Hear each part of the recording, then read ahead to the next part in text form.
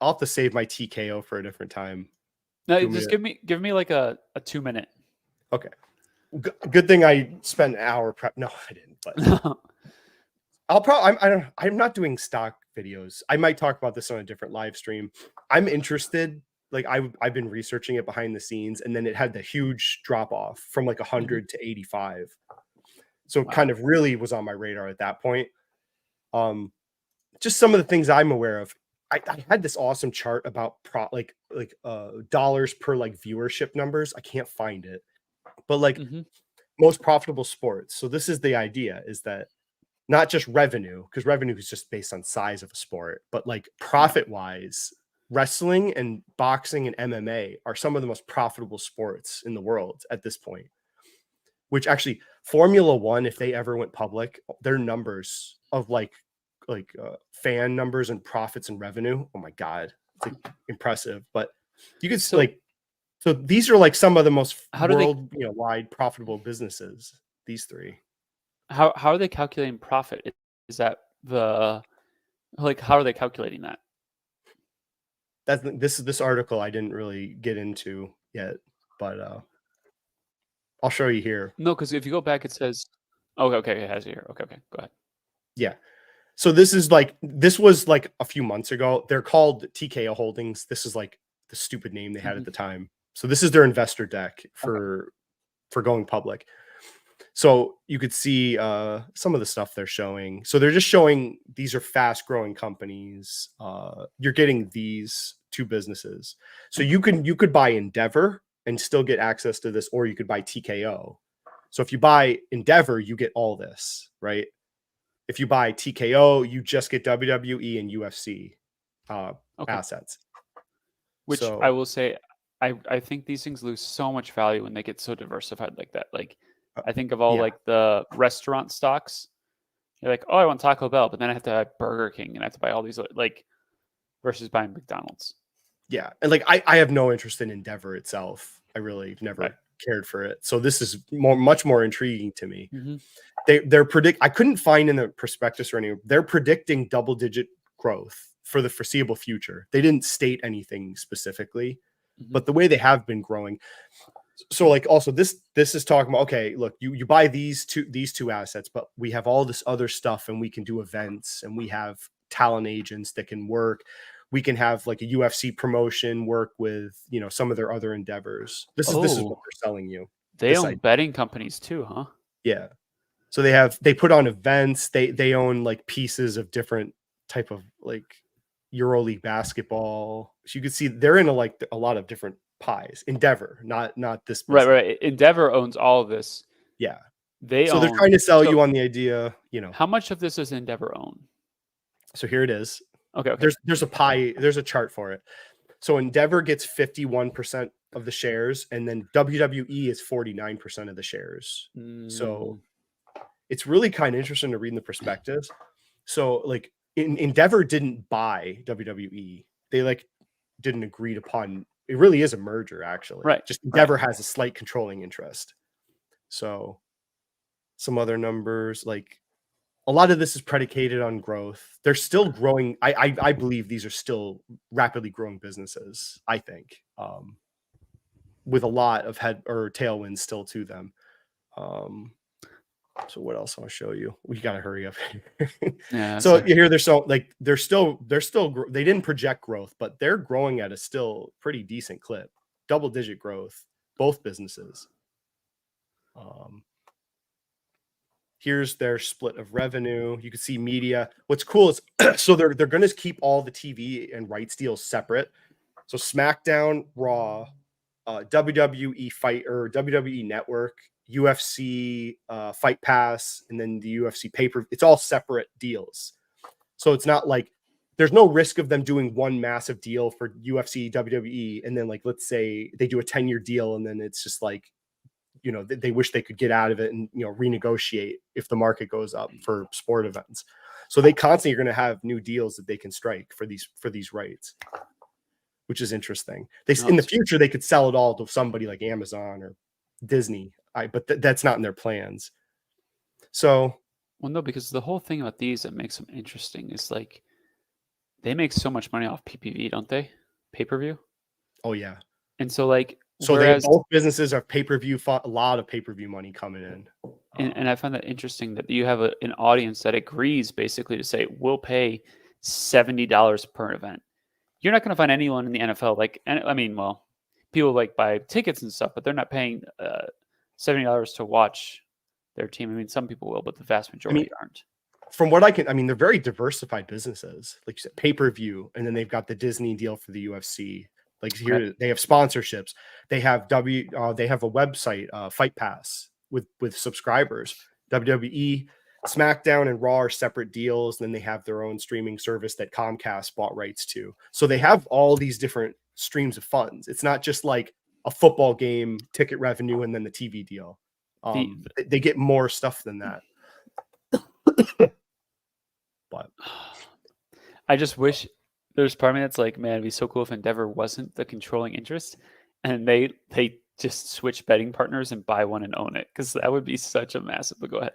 What's interesting, they compare themselves a lot in the different filings to F1, because that's the comparison they're making to young active fans, because their fan base is younger than like the established sports. So that's what they're selling you. That's debatable, I think. So what else is interesting here? So just like the idea they have a talent agency, their talent agents can work with the stars. They can have WWE stars go to UFC, cross promotion, stuff like that. They're going to be on they could be on like 5 different networks, depending on how their TV deals work out. So they're across quite a bit of platforms, right? And they're going to have new deals every once in a while. Their profit, their EBITDA margin is over 20% from their filing. So we haven't had a quarter yet since they did the merger, like a real quarter. So we'll see. So the only company I could compare them to is Manchester, because that's the only thing I could find. Like Manchester United is publicly listed. I think their EBITDA margin was like 16%, and this business is saying over 20. So they are cash flow machines, is what we're hoping here. Right. So we'll see. And then you can see their priorities: organic investment. So last is M&A, which I like. They said it's on the table that they could someday get their fingers into some other sport. So it's not strictly those 2 sports. It could be more. But it's on the last ring of their totem pole here. So we'll see. The only thing they could buy would be like boxing. That would make sense. And like, I don't see that happening. Yeah. But what's cool about this, like, you can't buy sports, right? You can't buy the NFL. You can't buy the NHL. You can't buy a piece of NASCAR. Right. So this is like this is it. This is your opportunity to buy a worldwide professional sport besides like a team stock. The concerns. So I see it. So they're going to take on $2.7 billion of debt in this classic deal. Spin-off move. I don't see they didn't really list well that I could find today what the particulars are of that, but it was just the prospectus. So I'd like to see more on that. Just some of it makes me nervous because their cash flow isn't as great as they say it is, but they're hoping that they'll get $100 million a year in savings by the synergies, for the 2 businesses merging. Sure. So if that happens, that'll help with their cash flow. But some of it's, you got to hope, because right now all they're paying is the minimum, it looks like, on the debt. Because I was looking at their payments, it was just like 8 or 9 million, which is probably the minimum they have to pay. Yeah, that's like nothing. Well, to be fair, it's because if I'm Endeavor, why pay off this debt early when I'm going to just put it on the UFC and then get rid of it? I'm not going to pay that off early. Yeah. So that could be a strategic move for. So is the combined? Who's going to be the combined? Like, of the new combined co, who is the CEO? Who, like, how does that, between the UFC and WWE guys, how does that break out? Okay, so here's the board.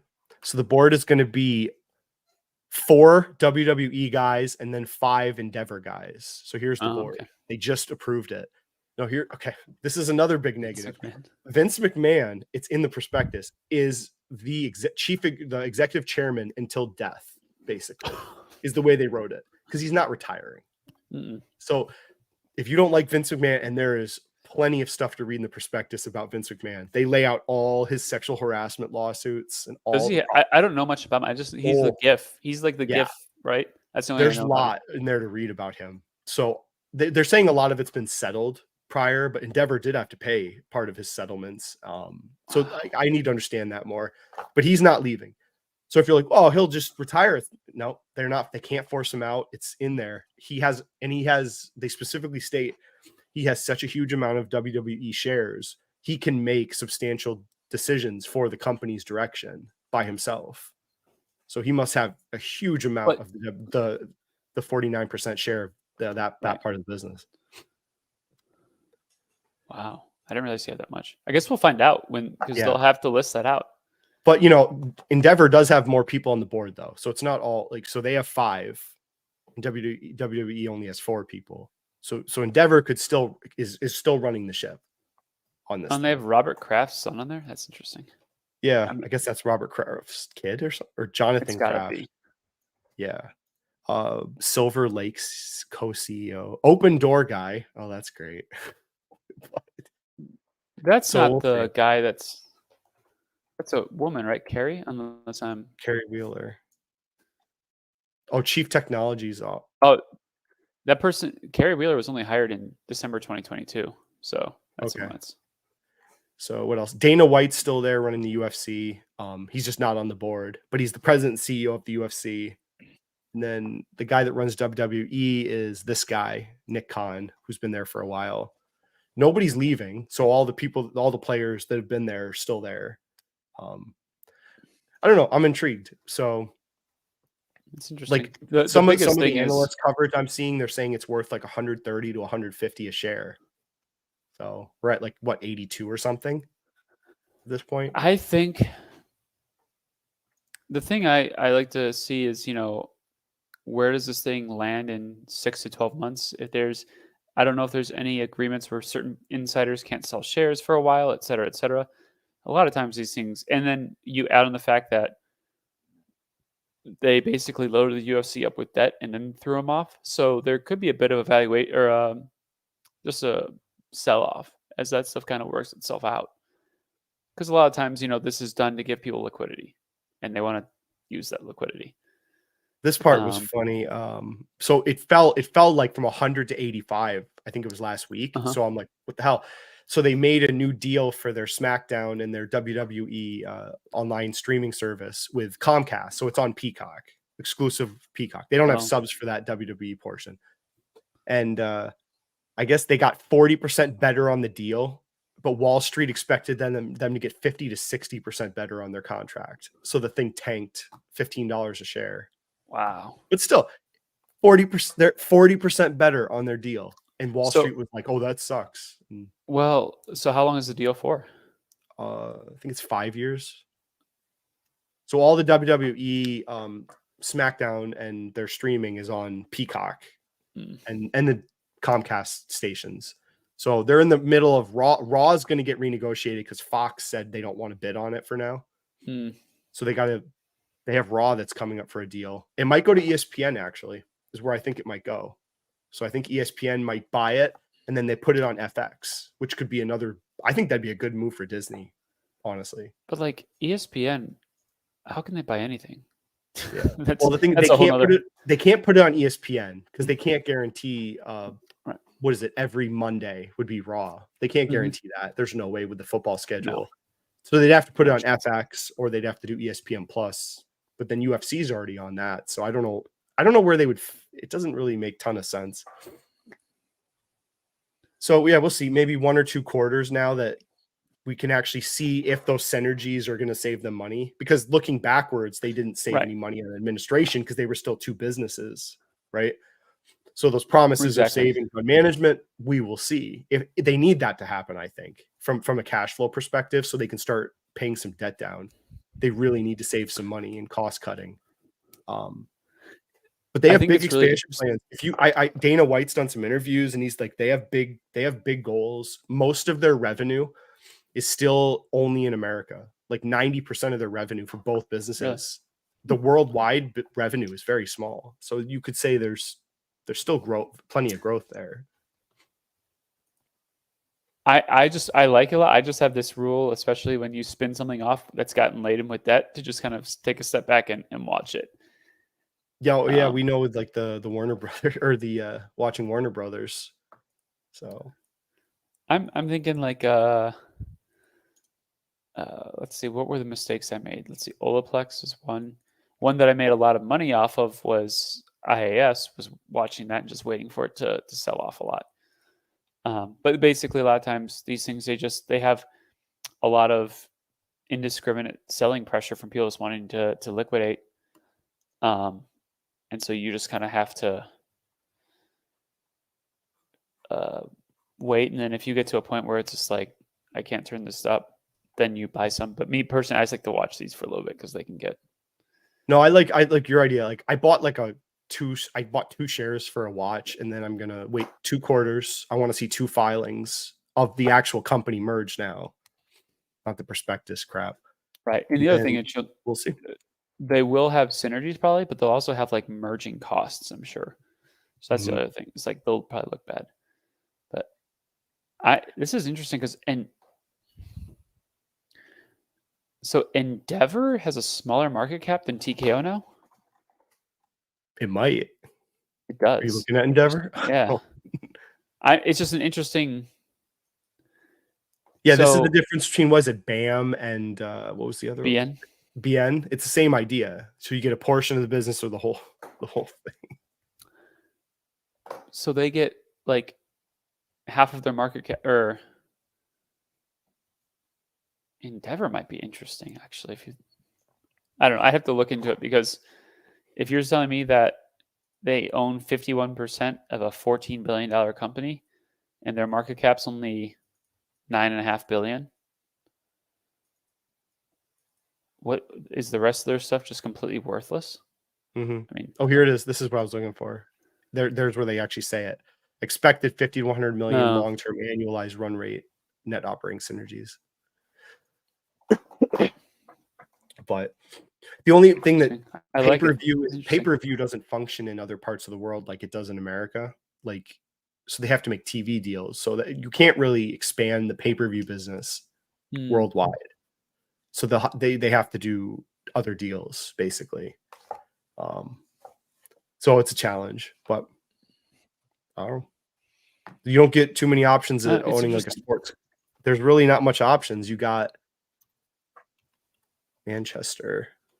Like there's some soccer teams in Europe that you can buy pieces of like this, but in America, you don't really have any investments in sporting, teams and stuff. And like the Man U's of the world, I wouldn't. Like you can also get AC Milan, I think. There's a couple of, but like those those kind of European soccer clubs, they're mostly there for the ego of the person owning it. It's the same thing with like, was it the Atlanta Braves? Whatever they're. Oh, here it is. Buy them. Oh, I didn't know that. I wonder if you get the stadium. Super recent. Interesting. Because Madison Square Garden, I don't know. I've never looked at it, but it's not the same as this investment. You probably are getting a ownership stake in the teams and just Madison Square Garden, I would assume. Yeah. So it's interesting. Like, see, your EBITDA margin 10, whereas TKO is saying they're going to be 21 or 22. So, wow. It is interesting. I'm actually kind of curious to see what it looks like if you look at what Endeavor looks like. So their leverage now, they're not very levered anymore, because they just put, of their $5 billion of debt, they put 2.7 onto TKO, right? So now this is so like if you look at them right now, I mean the enterprise value is going to be off, because it's going to say like 14 billion or 15 billion, but it's actually like 11 billion. Yeah, I don't know which way I'd play it yet, because you could really do either one. Well, I just have to look at what else. Like I said, I don't know if like the rest of what they have is just like garbage. I don't know enough about them. All right, welcome back. So you watched I pulled it from one of my live streams. So I covered TKO September, I think it was 28th last year. So it was like my first look at it as an independent company. I found it interesting. Okay. So now we're like I started a position, small position, like to watch it because I had said in that what you just watched, I wanted to see real earnings, right? I didn't want to see the consolidated earnings of these two companies that were just thrown together because that's what they do. They take the financials, merge them before they, go public. So it's not a real functioning business. So I don't trust that. So I decided open a little position and then I was like going to watch it. So man, I wasn't surprised. Let's say that. A lot has happened with TKO. So I kind of wondered originally, I'm like, well, why is this being split off? My only thought was, well, they just thought it was better to put the sports businesses together. Like, I guess that's synergies. But it turned out Endeavor was supposedly trying to go private because the stock's just not performed. So that happened after my initial look at it in September. The other part, we have this news because I had said in my original video, they're going to have to, the big question mark in September was where's Raw going? Because Raw didn't have a deal. SmackDown got a deal back then. So then they had to figure out what to do with Raw. So here, Netflix, I thought my best guess at the time, I thought it was going to go to Disney with Hulu because of their UFC deal also. But I thought it was going to go to streaming, honestly, to a lot of degree, because it just made sense for their business. And they're very forward looking, WWE, about where they put their products.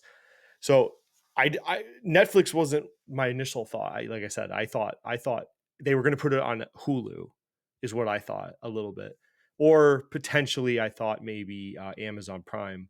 So Netflix came in with a massive deal. So that's why the stock popped today, which I'm pretty pleased with. No, this is great because this was like the big question kind of. The organizational structure was a question when I looked at it. And also what were they going to do with the Raw product? So looking at filings since I did my last video, oh my God. Like, I'm not going to look into the financials yet because I said I wanted to see 2 quarters of real financials of this new organization. So we got one in November. We're going to have another in the beginning of February. That's when this gets as a real interesting trade. So I have my initial position. Now I'm going to start. What do I want to do with it? So far it's turned out pretty well actually with the move today. So you got the announcement of, let's see which one. I pulled a bunch of these. This wasn't the one. Okay, the next one. So Vince McMahon sold a crap load of shares. So this is something that happened after my initial video. Vince McMahon has a lion's share. I talked about this before. He has a ton of shares in this when this merger happened because they took WWE and then Endeavor had their own ownership stake. I can't remember. I covered it in the initial video, the split. So Vince McMahon sold a lot of shares. Now, the thing I said in the video, the big worry, Vince McMahon is like the chairman for life, basically, of this TKO Holdings. If you're going to buy TKO Holdings, you're in business with Vince McMahon. He's not going anywhere. All right. So he sold a bunch of shares. Doesn't matter. He's still the chairman, which means he gets to pick a significant amount of people on the board are his people and his decision. And this company is being guided by Vince McMahon. And if you're not on board with that, then this isn't the business for you. That was kind of a risk I saw. So he sold a bunch of shares between the last video I did. What else? They're also going through a lot of organizational structures on their board, which I kind of was like, I mean, this is a new business. I don't think they really ironed out how they were going to structure it between Endeavor, the UFC people, and the WWE people, which UFC doesn't really have its own separate board seats, I should say. That's just part of Endeavor. But they're still working on it. They increased the size of the board to 13. Vince McMahon, you can see right here, Vince McMahon gets from 5 to 6 seats. So Vince McMahon controls 6 seats on the board. So like I said, if you're going to buy this, you got to be in bed with him. Dwayne Johnson joined the board as part of the WWE section for, I think, programming. So I like that. I mean, it sounds good. So we're still developing this board, and what are their priorities going forward? Because there's a lot of products here. Where are they going to put their efforts? That's what they have to iron out. So it's interesting to watch it so far. So what else? They like I said, the Mark Shapiro, he was already an executive, so they've just given him a contract. Chief operating officer. He was an Endeavor guy. What else? Partnership with Netflix was announced. So other than that, I don't want to get too much in the financials. Maybe I'll do an actual when the next earnings. I will be very interested. I want to see what the changes are, because the first earnings that come out after they merged, I'm like, there's going to be one-time transactions, and one earnings is not enough. I want to see two. So, so of course you can look at the first earnings and see like gross margin was negative, cash flow was not ideal. They were burning cash. Dividend, they paid out a special dividend as part of this merger. They had to pay a dividend out when they created this organization, not merge. It's just, so that is what happened. So I wanted another earnings. So I don't want to really go too much into that, but it's exciting news, because that, like I said, organizational structure and where was Raw going were the two questions I wanted, and then I want to see two earnings. But I think this is an interesting investment potentially for me. Like, I've never really invested in a sports organization. If they can get the debt paid down, which is coming from, they saddled it with debt, which they do with a lot of these when they create these new organizations from a parent company. A lot of times they slap some debt on it. You could see it from my master brand cabinet review. So the question that is, are they going to start paying this debt down? Because so far the answer is no. They've been just paying like the bare minimum. But with the current filings, I can finally see when I get the next one, what's their debt situation actually. So what kind of notes do they have? But it's kind of an interesting investment idea. They have a lot of property, plant, equipment, which is I'm assuming a lot of this. The UFC has a huge complex in Las Vegas that they've built out, and training facilities and stuff like that. So we'll see. Hope you enjoy this. I try, and if something relevant comes out, I'll pull out an old topic from a live stream and make it separate so people actually can find it. But yeah, kind of cool idea for an investment. I guess we'll see. Maybe I just never expanded. When you're watching this, don't think I'm in it. I could have very well cashed out my 20% upside that I have right now and moved on. So I don't know. Earnings, I think, is scheduled. Let's see. Yeah, February 1st, I think, is when their next earnings. So it'll be kind of cool. So thanks for watching, and I'll see you later.